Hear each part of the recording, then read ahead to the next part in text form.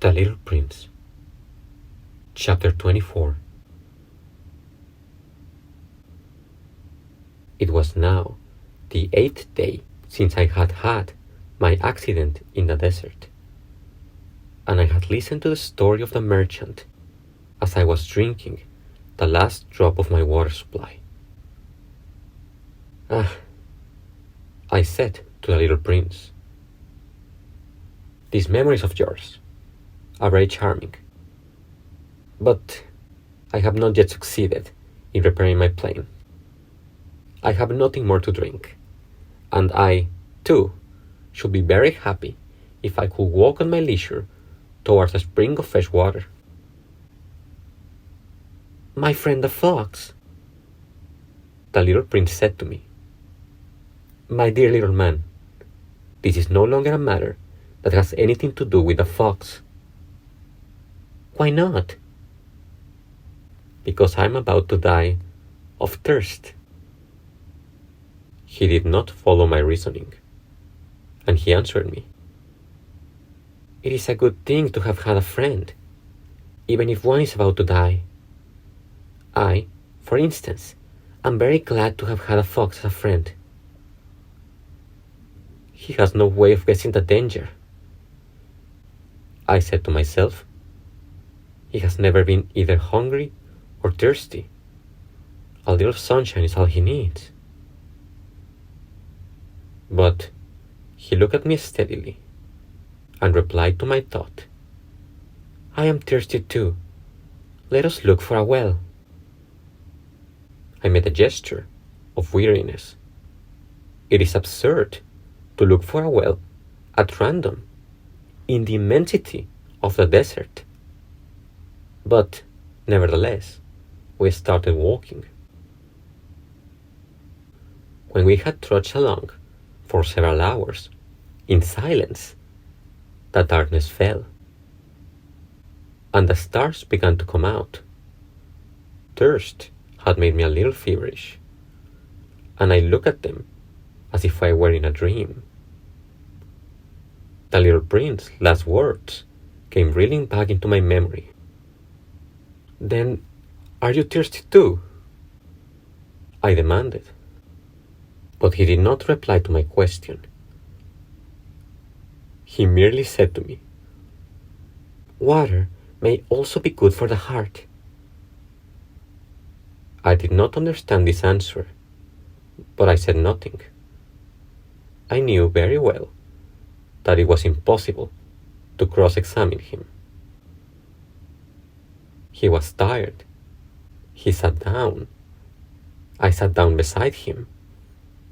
And, after a little silence, he spoke again. "The stars are beautiful because of a flower that cannot be seen." I replied, "Yes, that is so."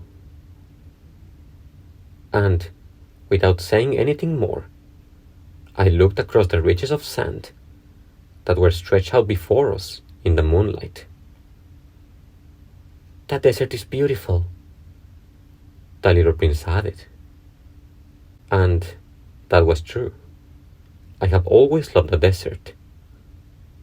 One sits down on a desert sand dune, sees nothing, hears nothing, yet through the silence something drops and gleams. "What makes the desert beautiful," said the little prince, "is that somewhere it hides a well." I was astonished by a sudden understanding of that mysterious radiation of the sands. When I was a little boy, I lived in an old house, and legend told us that a treasure was buried there. To be sure, no one had ever known how to find it. Perhaps no one had ever looked for it. But it cast an enchantment over that house. My home was hiding a secret in the depths of its heart. "Yes," I said to the little prince, the house, the stars, the desert. What gives them their beauty is something that is invisible.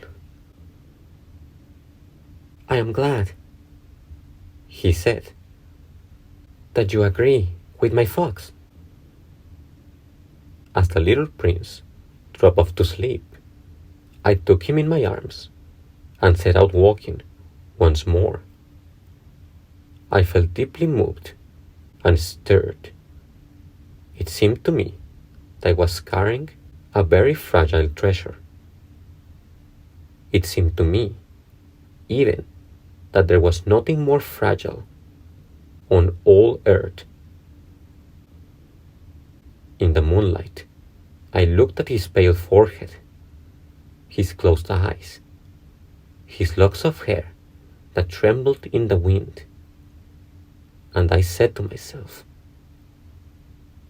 what I see here is nothing but a shell.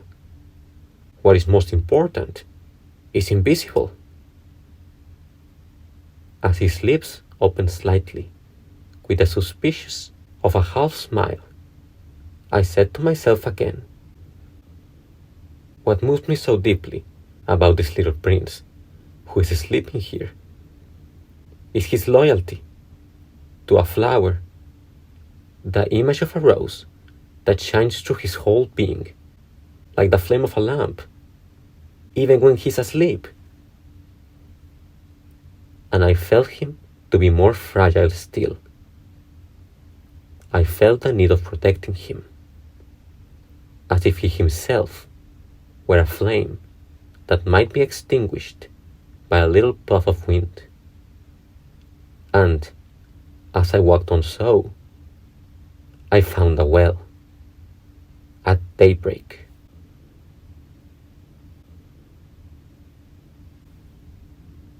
Thanks for listening.